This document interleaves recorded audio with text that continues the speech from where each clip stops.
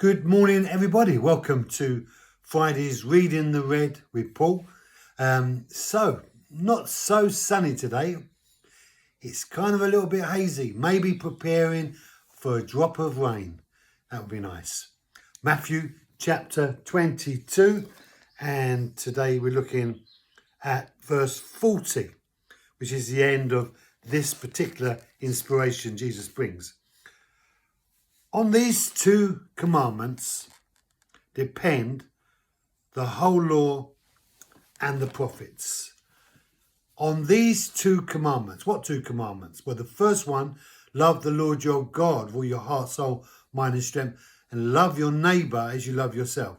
So on these two commandments depends the law and the prophets. We need to make sure that we understand that when we try to draw near to God, we understand what it is that God is like. We need to understand who we're drawing near to. And sometimes people have such weird impressions of God. Some people have grown up in fear of God, driven by a sense of God there with a big stick waiting to bash you. Others have got such a lackadaisical approach. They've given themselves a license to sin. They just speak about grace all the time and live like sinners, but try to present themselves as those who are reflective of who God is. God is a God of love, but love has that sense of stability about it. He's not so kind of liberal that you can do what you like, but neither is he a tyrant and waiting to bash you every time you do something wrong.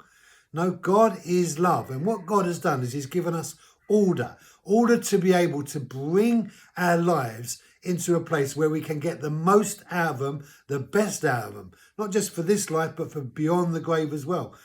And the two commandments that he's presented to us in order to fulfill every commandment, because all the subsidiary realities of what it means to follow God are summed up in these two revelation truths regarding God's love.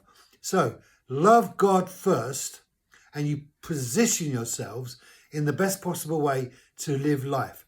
And love your neighbour is to be those who are constantly considering other people and their considerations and their needs, their pressures, their problems, looking after the reality of everything that's in the earth.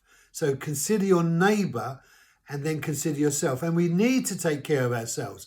We need to take care of ourselves physically, emotionally, spiritually, socially, economically. We need to take care of ourselves.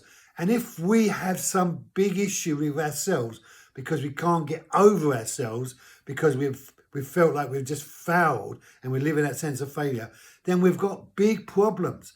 And God wants to get us to a place where we are accepting of ourselves. Yes, all the mistakes that have been made, but learning to use his forgiveness to bring about change in our hearts so that we forgive ourselves. Love the Lord your God with your heart, soul, mind and strength. Love your neighbour as you love yourself. These two are the royal law, and these two are the reality of everything that God is. Thank you for joining me. Be blessed. Have a great day, and I'll see you on Monday morning.